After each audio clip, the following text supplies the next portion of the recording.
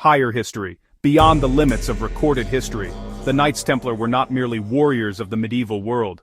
They were not just monks with swords, sworn to protect pilgrims on the roads to Jerusalem. Behind their white mantles marked with a red cross, the Templars guarded something far more dangerous than any fortress. They guarded knowledge.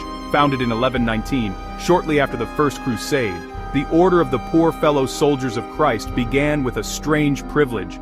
They were granted quarters directly beneath the Temple Mount in Jerusalem, on the ruins of what was believed to be Solomon's temple itself.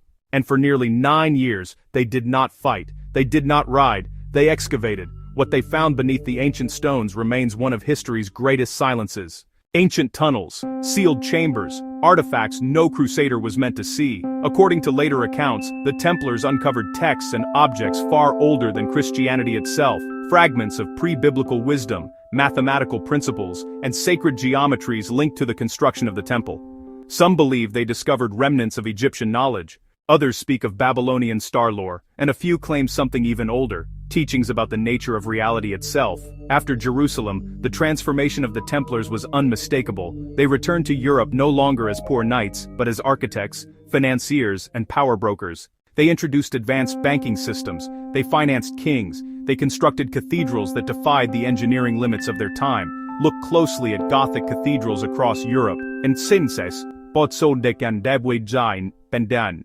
Their proportions follow precise harmonic ratios, their layouts encode sacred geometry. Light itself becomes a theological statement. This was not coincidence. It was applied knowledge. The Templars seemed to understand something fundamental, that the universe operates through number, proportion, and vibration.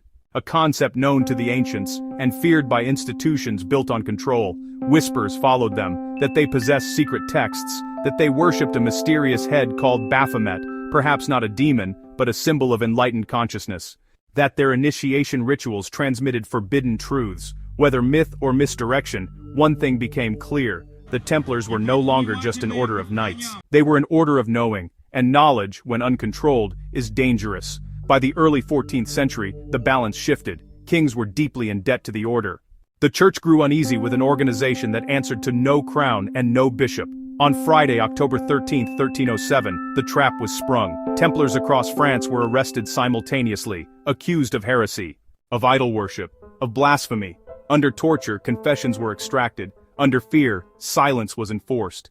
But the most important question remains unanswered. If the Templars truly held powerful knowledge, where did it go? Some believe it was hidden, smuggled out through secret networks, encoded into stone, symbols, and ritual. Scotland, Portugal, even the foundations of later secret societies have been named as possible refuges of Templar wisdom. Not knowledge meant to dominate, but knowledge meant to awaken, understanding the laws that govern nature, the relationship between mind, matter, and cosmos. The ancient idea that humanity once knew more, and forgot. The Templars did not vanish, they were erased, and erasure is the strongest proof that something mattered. Perhaps the true discovery of the Knights Templar was not an artifact or a text, but a realization. That power does not come from crowns or armies, but from understanding how the world truly works. And some knowledge is too dangerous to be allowed into the open. Follow, comment, subscribe for more incredible videos about mysteries and forgotten knowledge from past civilizations. Higher history, beyond the limits of recorded history.